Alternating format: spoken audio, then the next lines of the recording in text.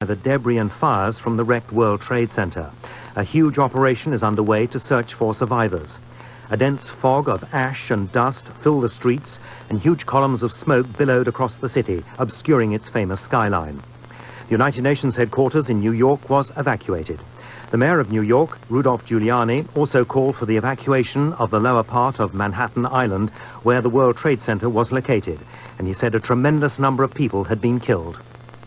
There's no possible way to begin to describe it. To see what happened there is, of course, it makes you very, very angry. It's almost impossible to describe the level of anger that you have that somebody or someone would do something like this. We hear now from our correspondents in the United States. First, Greg Barrow in New York. This was a strike at the very heart of modern America. During the early morning rush hour, 2 passenger planes crashed into the Twin Towers of the World Trade Center in Manhattan. Within an hour, this symbol of America's business strength had collapsed into a pile of dust, rubble and smoke. And amongst those who witnessed this tragedy, there's a feeling now that nowhere is safe, even on the mainland of the United States.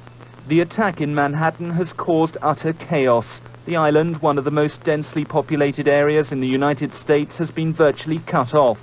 All tunnels in and out of the city have been closed. The public transport system has been shut down and telecommunication systems have been disrupted. Part of the Defense Department, the Pentagon near Washington, was also hit by a plane, causing destruction and a major fire. And in the city itself, the White House, Congress and other government buildings were evacuated. Johnny Diamond reports from the U.S. Capitol. Washington has gone from gridlock to desertion. Streets leading down to the administrative center of the city are blocked off by police. Restaurants, office buildings and post offices are shut, and the few people who are on the streets are milling around discussing the events in the nation's capital and in New York. Here on the roof of one of the federal government buildings, I can see smoke still billowing from the Pentagon. The area in front of the White House, normally thick with tourists, is completely empty, except for the vehicles of the police and security forces.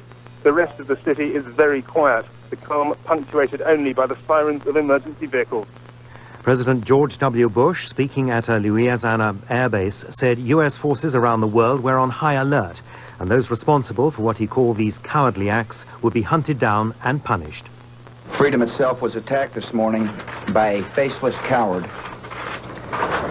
and freedom will be defended. I want to reassure the American people that the full resources of the federal government are working to assist local authorities to save lives and to help the victims of these attacks.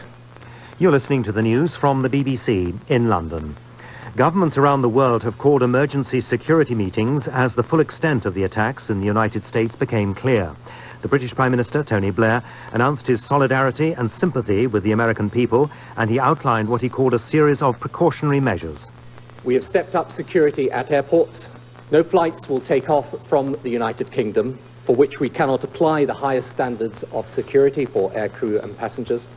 Private flights have been stopped except where specifically authorized.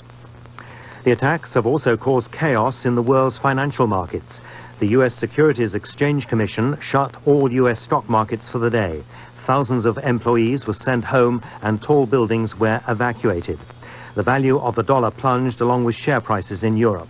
Oil prices soared over fears that the attacks could create a havoc in the oil fields of the Middle East. BBC World Service News. Good afternoon, I'm Bobby Clark, KUAT, KUAZ News. The Multi-Agency Emergency Operations Center in Pima County has opened for business in light of today's terrorist attacks. Tucson Pima County Office of Emergency Management Director Dennis Douglas says at least 17 agencies and 30 people are manning the center to coordinate any needed emergency response in our community. Representatives from all of the critical agencies, fire departments, police departments, sheriff's department, streets, water, utilities, and so on and so forth, all go to this location. And at that point, it facilitates lines of communication between the agencies and prepares us better and more efficiently to respond to this, planning for whatever eventualities, hopefully none will occur. It helps us plan for that, and that's what is occurring now. Douglas says the center is located in a secure area of the Pima County complex and will stay open as long as necessary. Military installations in Arizona have ratcheted up their security after terrorist assaults in New York and Washington, D.C. Spokesmen say Davis Monthan Air Force Base in Tucson, the Army post at Fort Huachuca in Sierra Vista, and the Marine Corps Air Station in Yuma were placed on the highest security alert level, Condition Delta. Luke Air Force Base in Glendale also increased security levels, but a spokesman declined to elaborate. Governor Jane Hall has issued the following statement about today's terrorist attacks. She says, "Our people are safe. We will err on the side of caution." Turning to Arizona, she says it appears our state, fortunately, is out of harm's way. We have no indications of any threat to residents, but she says a number of precautionary steps have been taken. State buildings are remaining open, but they are on increased security. State Emergency Operations Center was activated early this morning, and state employees have been notified that they can go home or stay home based on individual need. The city of Tucson's reacting to today's terrorist attacks in New York and Washington. Mayor Bob Walkup called a news conference this morning to say local law enforcement and emergency agencies are beefing up their presence. We have met with the fire department. We have met with the police department. I think that we can tell you that in the downtown area there is a higher presence of police officers. The fire department has moved to a position of making sure that the communication network is in place. Walkup has ordered City Hall flags flown at half-staff until further notice. He says buildings remain open and the city's primary election balloting is continuing. All Pima County buildings remain open as well, but the federal building and federal courthouse downtown have been closed for the day as a security precaution. Also closed are Park Place, Elcon, and Tucson malls. University of Arizona President Peter Likens is addressing the student body, faculty, and staff at this hour on the U of A Mall. The university remains open, although Likens is allowing students and staff to leave if they need. Sharon Kaw, spokeswoman for the U of A